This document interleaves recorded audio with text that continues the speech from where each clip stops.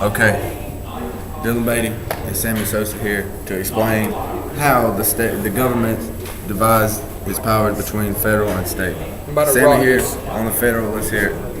All right, federal express powers are the federal powers that are listed in the Constitution, specifically listed in the Constitution. Article 1, Section 8 states that the Congress has the power to issue money, collect taxes, and pay off government taxes. Implied powers are not specifically listed in the Constitution because it has been used to stretch and bend the powers of the Constitution.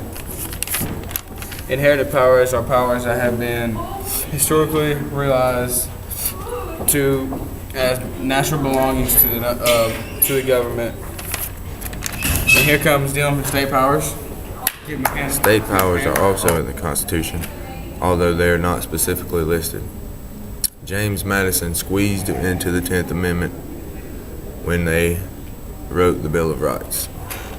The 10th Amendment states that the power not delegated to the United States by the Constitution nor prohibited by it to the states are reserved to the state respectively or to the people.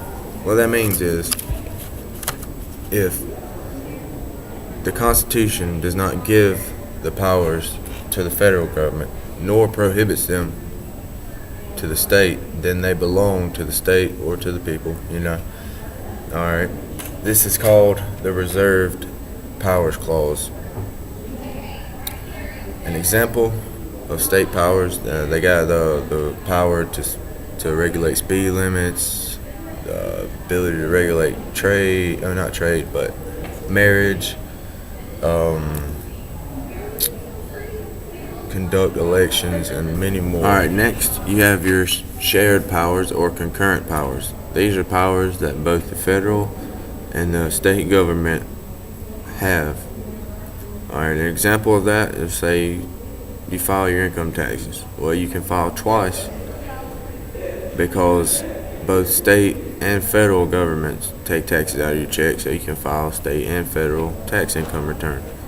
Alright.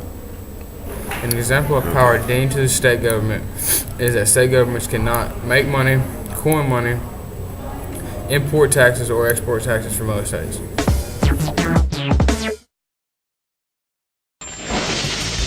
The governmental powers with Federal Powers Man, endowed with the powers of national government, who can coin money, regulate foreign and interstate commerce, declare a war, make peace, provide for the common defense, and maintain armed services. And pass naturalization and immigration laws. And States' Rights Man, with powers reserved expressly for the states, who can provide education for all his young fans, conduct elections, and provide for local governments. With Concurrent Powers Woman, representing the shared powers of both Federal Powers Man and States' Rights Man, having the power to collect taxes, make and enforce the law, and maintain the courts. The governmental powers, creating a balanced sense of democracy and order in a world otherwise full of anarchy and chaos.